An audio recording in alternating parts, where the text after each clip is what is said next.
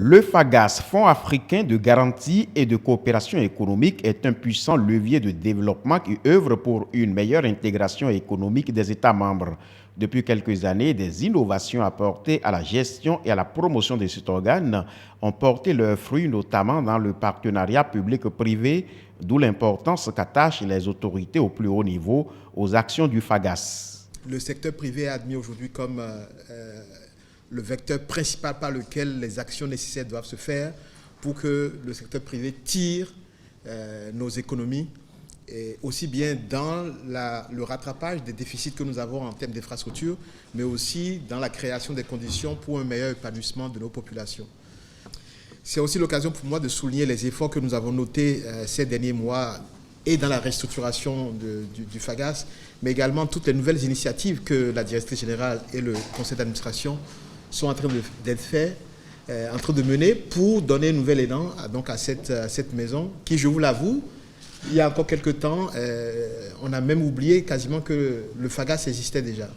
Et grâce à vous, grâce au conseil, je pense que depuis quelques mois maintenant, on sent une certaine renaissance. Cette 11e session ordinaire du Conseil des gouverneurs permettra à coup sûr au FAGAS d'atteindre ses nobles ambitions de promotion économique. Les présentes assises s'ouvrent dans un contexte de reprise économique dans la majorité de nos pays.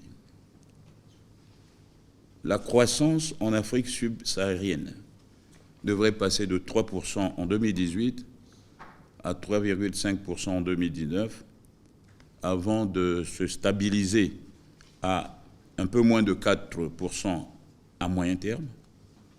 Ces chiffres masquent toutefois des disparités considérables entre les différents pays, à la fois en termes de croissance et de perspective.